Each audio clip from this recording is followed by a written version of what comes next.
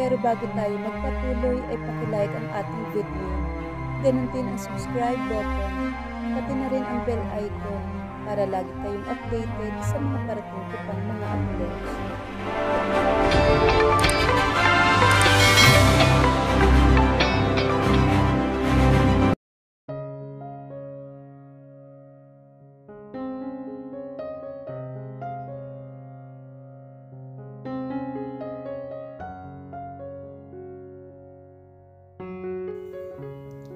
Dalawang linggo na si Lucy sa klinik.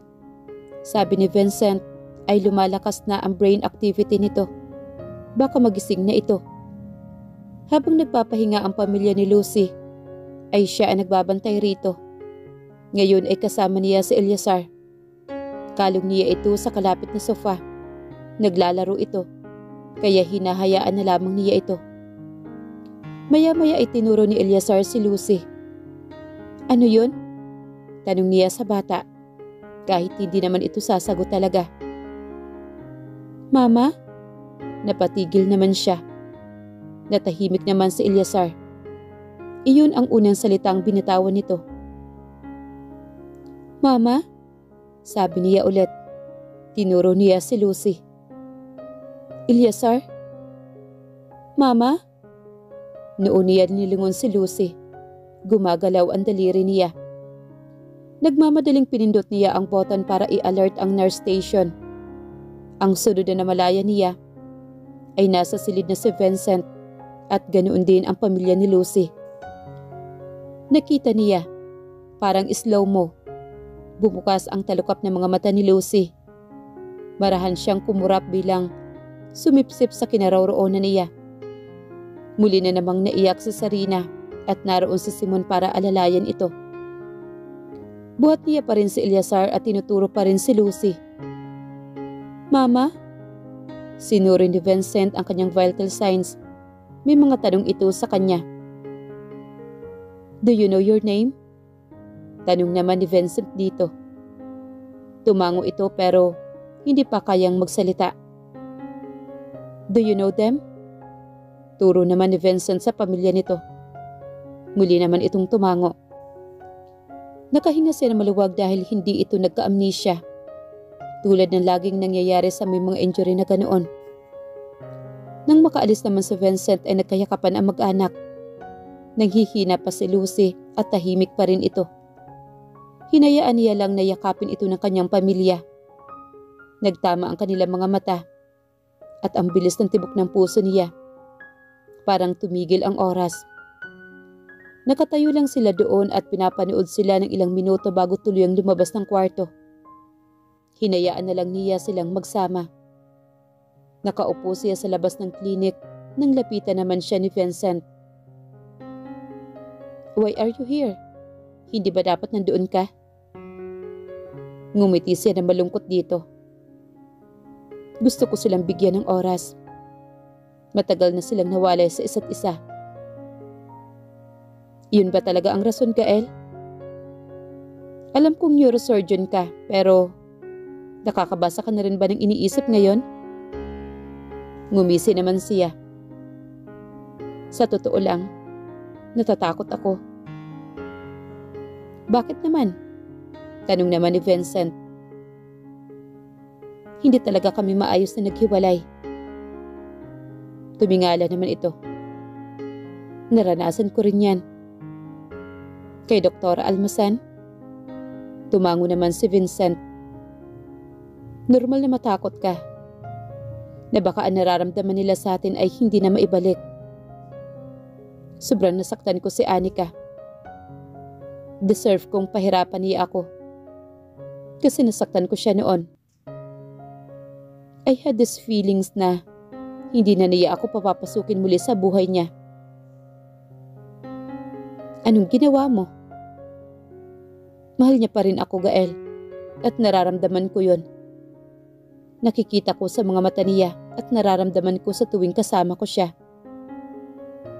At iyon ang nagbigay sa akin ng lakas ng loob para makuha ulit siya." "Paano kung sa pagkakataon ito nakalimutan na ako ni Lucy?" "Bigyan mo lang siya ng oras na makapag-isip, Gael. Hindi rin magandang mag-assume minsan. Kahit may natitira pang pag-ibig, hindi sapat para buhayin ang pag-ibig. Matagal siya nasaktan o napagod. Hindi na ako magtataka kung napagod nga siya sa akin. She has been loving me unconditionally for the past 10 years. You're giving up already? Baka naman oras na para ikaw naman ang gumalaw. Tumango siya bilang pagsang-ayon. Gagawin ko ang lahat, Vincent. Sa mga sumunod na araw, si Gael ang nag-alaga kay Eleazar. Kung bibisitahin man si Lucy sa tuwing natutulog lamang ito, nanatili lang siyang nakaupo at pinagmamasdan ito. Tinanong siya ni Simon minsan at sinabi lang niya na binibigyan lamang niya ang pamilya na magkaroon ng oras sa isa't isa. Isang araw, sinabi sa kanya ni Simon na gusto na siyang makausap ni Lucy. Ito na ang sandaling hinihintay niya. Sasabihin niya dito ang lahat. Kahit na masuklian man iyon o hindi. Nang pumasok siya sa silid ni Lucy, ay katatapos lang nitong uminom ng tubig. Nakaupo na ito sa kama. Nakakapagsalita na rin ito uli sa pagkakaalam niya. Habang nakatingin siya dito ay mas may kulay na ang balat niya ngayon. Ang kanyang maikling buhok ay perpektong naka-frame sa kanyang mukha. Nakatingin din ito ng diretso sa kanya. Pinili niyang sumandal sa counter sa tapat ng kama nito. He maintained a safe distance from her. Salamat sa pagligtas mo sa akin, sabi nito. Bumilis ang tibok ng puso niya nang marinig ang boses nito. Sa loob ng 2 buwan, ay naiisip niyang hindi na niya maririnig ang boses nito. Si Rusty ang nagligtas sa'yo, sagot naman niya rito. Kahit na, sinamahan mo pa rin si Daddy na kunin ako. Ngumiti lang siya rito. Hindi niya alam kung ano ang sasabihin dito. Sinaulo na niya ang lahat ng sasabihin dito. Pero parang naumid ang dila niya. Sabi ni Vincent, kailangan ko mag-undergo ng therapy. Hindi ako makakakilos tulad ng dati sa loob ng ilang buwan. Depende na lang siguro sa magiging progress ko. May balak ka pa bang bumalik? Kahit gustuhin ko man, hindi pa ako handa, physically and mentally. Kailangan ko pang bumawi. Pero baka matagalan pa. Tumango lang siya sa naging sagot nito. Lalabas na ako bukas. Nagdesisyon ako na sa bahay na lang ako magpapagaling. Alam ko kasing nakakaabala na ako. Hindi naman talaga. May hihingin din sana ako sa iyo, Gael. Napabuntong hininga siya sa sasabihin nito. Ano yun? Alam kong may utang na loob ako sa iyo pero kailangan ko nang putulin ang ugnayan mo sa buhay ko. Mas masakit iyon kaysa sa inaasahan niya. Pwede bang pakinggan mo ako? Hindi magbabago ang isip ko. Isang bagay na narealize ko sa second life ko. Gusto kong maging masaya. Ayoko nang mabuhay sa nakaraan. At bahagi ka niyon, Gael. Noong araw na nagpasya akong iwan ka, wala na akong planong bumalik pa. Wala na akong planong bumalik pa sa buhay mo. Nilapitan niya ito at hinawakan ang kamay nito. Wala na ba akong pwedeng gawin para pagbigyan mo ako? Gagawin ko ang lahat. Kahit gaano pa katagal, mag-aantay ako, Lucy. Just, please, give me a chance. You won't regret it. I promise. Pakiusap niya na tila ba doon nakasalalay ang buhay niya rito. Tumingin sa kanya si Lucy na parang iniisip ang sinasabi niya. Ito ang pinakamahabang minuto sa buhay niya.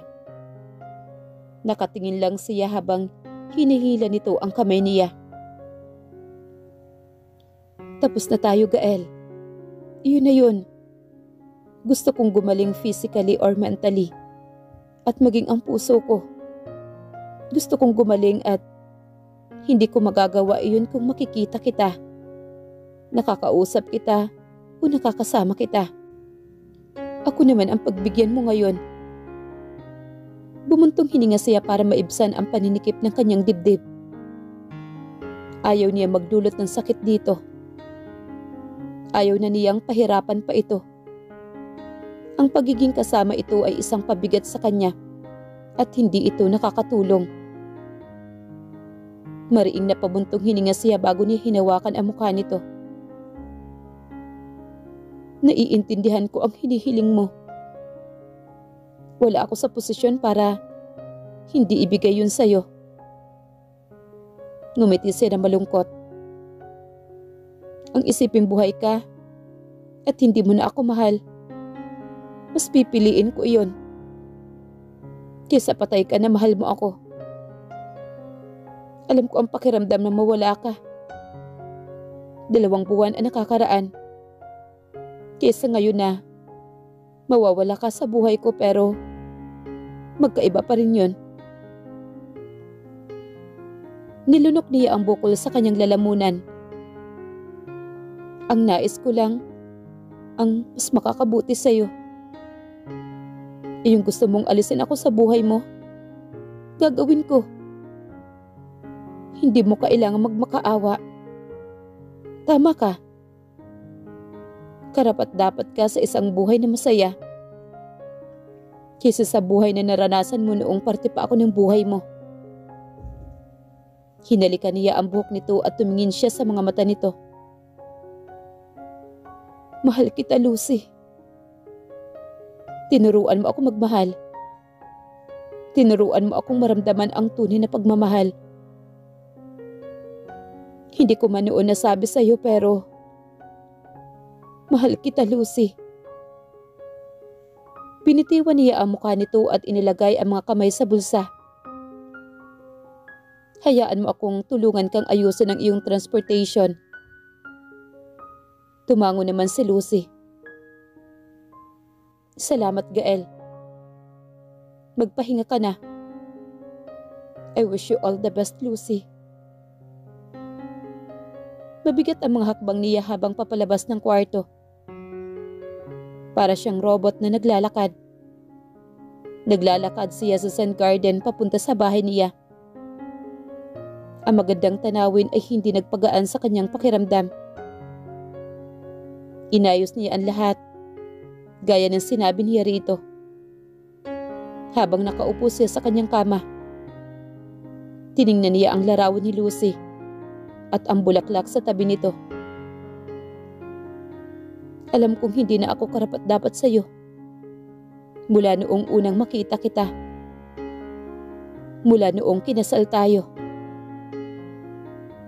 This is my karma. Hahayaan ko muna ang sarili kong mahalin ka ng tahimik.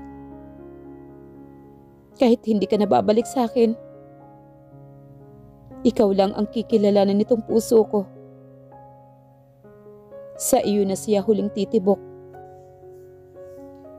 Napasandal si Lucy sa kama habang pinagmamasdan lumalabas si Gael nang magsara ang pintuan ay siya ring pagbuhos ng kanyang mga luha.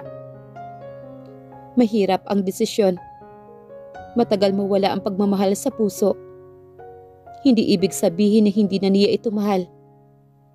Ngunit sa tingin niya ito ang pinakamabuting paraan para sa kanya. Nakita niya ang lungkot at sakit sa mga mata nito. At nang sabihin nito na mahal siya nito, masakit sa puso niya. Dahil ramdam niyang totoo ito. Dahil tagos na tagos sa puso niya ang sinabi nito. May parte sa kanya na gusto niyang bumalik dito. Pero gusto niyang panindigan ang naging desisyon niya. Nakausap na niya ang kanyang mga magulang tungkol dito at naroroon lang ang mga ito para suportahan siya. On a lighter note, Eleazar was the one calling her mama. Ito ang batang niligtas niya. Sabi nila, pipi ito. Pero na makita nitong gumagalaw ang kamay niya, ay nagsalita ito. Sinabi rin na magulang niya sa kanya kung paano nakatulong si Gael na magpagaling si Eleazar. At naroon din ito sa pamilya noong ang alam nila ay patay na siya. Marami pa siyang hindi alam sa nangyari pero dumadaan ang mga members ng club ay lubos siyang nagpasalamat sa mga tulong ng mga ito. Hindi nga siya nagkamali sa mga taong nilapitan niya. Mayroon silang dakilang mga puso. Excited ka na bang umuwi? Tanong ni Simon sa kanya noong gabing iyon. Oo, kailangan ko nang simulan ang therapy ko. Paano niya yun tinanggap? Napatingin siya rito dahil alam niyang ang tinutukoy nito ay si Gael. He just let me. Hindi naman niya ako pinigilan.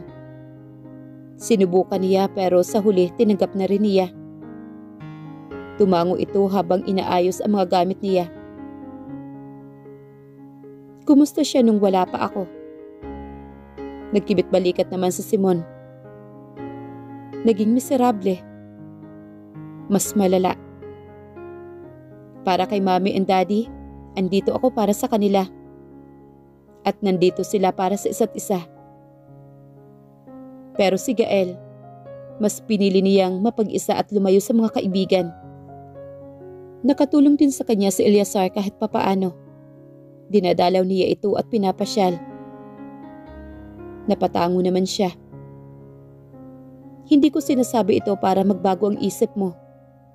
May mga hindi pa ako sinasabi sa'yo. Hahayaan kitang ikaw na mismo ang makaalam. Dapat hindi ko na siya iniisip, Simon. Nang sumunod na araw na isakay na ang lahat ng gamit nila sa chopper, nais pa ng mga magulang niya na magpaalam kay Gael. Kaya naman sa huling pagkakataon, ay dumaan muna ang sasakyan sa bahay nito. Naiwan na siya sa loob at pinanunood na lang ang mga magulang na kausapin si Gael. Nakangiti ito pero hindi umabot sa mga mata nito. Basta sabi niyang kulang din ang tulog nito. Pinanood niyang tumakbo si Eleazar papunta rito. At mariing niyakap naman ito ni Gael. Alagaan mo siya ha? Pinky promise? Sabi nito sa bata. Tumango naman ito at nakipag-secret clap naman kay Gael. Sa maikling panahon na magkasama ang mga ito, ay masasabi niyang may nabuong relasyon ang mga ito. At malungkot siyang napangiti. Papa? Natigilan silang lahat. It was another words Eleazar spoke aside from Mama na tawag nito sa kanya. Si Gael ang unang nakabawi. Hinalikan nito ang ulo ng bata. I'll see you soon, buddy. Na makapagpaalam na ay tumuloy na sila sa airstrip. Muli ay nagpaalam siya sa lugar na iyon. Nang makarating sa bahay nila ay binati siya ng mga malalapit na kaibigan ng pamilya nila. She was on wheelchair. Kaya naman nakabantay lang sa kanya si Simon. Everyone celebrated that day. Everyone was happy she was safe. She has a year of service. Kailangan niyang magpalakas uli at mukhang matatagalan pa iyon. Nang sa wakas ay natapos na ang kasiyahan. Umupo siya sa may veranda ng kanyang silid habang umiinom ng gatas at nagbabasa ng libro. Naroon din si Simon na nagbabrowse sa kanyang tablet. Gusto raw nito na matulog sa tabi niya. Hindi ka papagod? Tanong nito sa kanya. Tumingin siya dito. Nagpapaantok lang. May mga bangungot ka pa ba? Hindi na parang dati. This time, iyong mismong pagsabog ng bomba. Hindi na siya nananaginip tungkol sa mga kasama niya, which is good. Pero ang napapanaginipan niya ngayon ay tila totoong totoo. Seryoso ka? Magpatingin ka na kaya? Wika nito. And it's about time, Lucy. Clear your head of those memories. May nakita na akong doktor. I'll go when I can walk at least. Alam mo, akala ko pagising mo hindi mo na kami maaalala. Akala ko talaga may amnesia ka. Ngumiti naman siya sa sinabi ng kapatid. Buti nga wala, no? Hindi ko maiisip na mawala ng alaala. May therapist ka na darating bukas, kaya matulog ka na. Bakit mo ba ako pinapatulog kanina pa? Ang tagal ko nang natulog. Gaga, hindi mo yun. Hindi mo alam kung anong takot ang naramdaman namin na makatanggap kami ng balita. Tapos hindi pa mahanap yung katawan mo. Tinapik niya ang kamay nito. Naiintindihan naman niya ang mga ito. Sorry pero andito na ako, Simon. Physically, hindi pa kaya pero gagaling ako. Ayokong mawala ka ulit, Lucy. Hindi na okay? Bago siya matulog, pinangako niya sa sarili niya na magpapagaling siya. Magpapalakas. Gusto niya pa rin bumalik sa trabaho niya. Alam niyang muli siyang mapapahamak. Pero parte iyon ng sinumpaan niyang tungkulin. Ayaw niyang talikuran ang pagsusundalo. Napalingon siya sa bulaklak sa tabi niya. It was our gardenia. It had the most beautiful shade of yellow and orange. Napakaganda nito sa paningin niya. May nagbigay niyon sa kanya sa hospital. Baka si Amara lang naman dahil mahilig itong magbigay talaga ng mga bulaklak. Hinaplos niya ang ibang talulot niyon. Nakatambay si Gael sa bar. Hindi niya alam kung pang ilang baso na niya pero gusto niya pang uminom ng marami. Iinom pa sana siya nang pigilan naman siya ni Rusty. Oh, magandang gabi ka, mahalan. Tumahimik ka nga. Naiinis na sabi nito. Kung gusto mo maglasing, pwede tayong pumunta sa bahay mo, pare. Bakit naman sa bahay ko? Pwede naman sa bahay mo. Umiling naman ito. Nandun ang personal assistant ko. Ayaw niya nang nakakasama ng dalawang lasing sa iisang bahay. Ang gentleman mo naman. Mataray na wika niya rito. You know what? Come with me when I visit back home. Kahit 2 weeks lang. You need to unwind, man. Napahawak siya sa ulo ng maramdamang mabigat iyon. He must be drunk already. O pagod na siya sa halos walang tulog ng mga nakalipas na gabi. Gusto niyang kahit isang araw ay mawala ang sakit na nararamdaman niya. Sabi nila, tama na lang na maramdaman ko ito dahil gago ako. Naikuyom niya ang kamay sa mesa. Kailangan niyang isiksik sa isip niya na kasalanan niya ito. Na nasasaktan siya ngayon dahil hindi na siya mahal ng babaeng lubos na minamahal niya ngayon. Na sinayang niya ang maraming taon sa buhay nila dahil sa pagiging makasarili niya. Walang sino man dito ang gustong may masaktan, bro. Alam kong naging gago ka. Sino ba kami para sabihin na hindi ka karapat-dapat kay Lucy? Alam kong pagdating sa pag-ibig, ang 2 taong involved lang ang may karapatan na magsalita. Kung dapat pa ba silang magkabalikan. But Gael, you still have a life to live. Kailangan mo lang huminga. Tinitigan niya si Rusty. Nagpapasalamat siya na kasama niya ito ngayon. Marami na itong nagawa para sa kanya. Siguro nga tama ito. Na kailangan niya lang muna ang magpahinga at huminga. Okay. Kailan tayo pupunta dun sa kaharian mo? Tanong niya rito.